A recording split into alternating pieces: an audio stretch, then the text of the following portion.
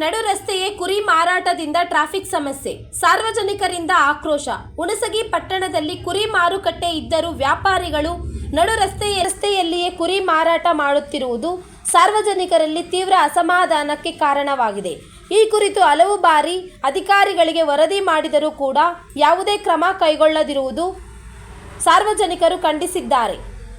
ಪಟ್ಟಣದ ಮಧ್ಯಭಾಗದಲ್ಲಿ ಕಾವಲು ಕೈಮುಗಿದು ನಿಲ್ಲಿಸಿರುವ ಹಾವಳಿ ಕುರಿ ವ್ಯಾಪಾರದಿಂದಾಗಿ ದಿನದಿಂದ ದಿನಕ್ಕೆ ಟ್ರಾಫಿಕ್ ಸಮಸ್ಯೆ ತೀವ್ರಗೊಂಡಿದೆ.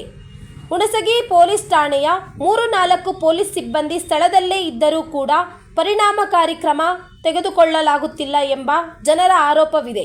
ಹುಣಸಗಿ ತಾಲೂಕು ಕೇಂದ್ರವಾಗಿರುವುದರಿಂದ ಹಲವು ಸರ್ಕಾರಿ ಸಾರಿಗೆ ಬಸ್ಸುಗಳು, ದಿಕ್ಕುಚಕ್ರ ವಾಹನಗಳು ಹಾಗೂ ಆಂಬ್ಯುಲೆನ್ಸ್ಗಳು ಈ ರಸ್ತೆಯಲ್ಲಿ ಸಂಚರಿಸುತ್ತವೆ. ನಡು ರಸ್ತೆಯ ಕುರಿ ಮಾರಾಟದಿಂದಾಗಿ ಈ ವಾಹನಗಳಿಗೆ ಸುಗಮ ಸಂಚಾರಕ್ಕೆ ತೀವ್ರ ಅಡ್ಡಿಯಾಗುತ್ತಿದೆ.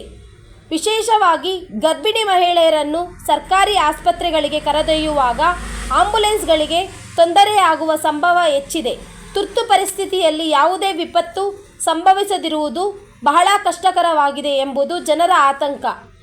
ಇನ್ನೂ ಕೂಡ ಪೊಲೀಸರು ಮತ್ತು ಪಟ್ಟಣದ ಪಂಚಾಯತ್ ಅಧಿಕಾರಿಗಳು ಇಂತಹ ಘಟನೆಗಳಿಗೆ ನಿರ್ಲಕ್ಷ್ಯವನ್ನು ತೋರುತ್ತಿದ್ದಾರೆ.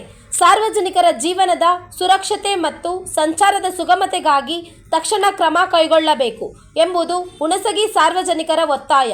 Bureau report, ರಾಷ್ಟ್ರಧ್ವನಿ news Kannada. Hanumantha ದೊರೆ, ಹುಣಸಗಿ.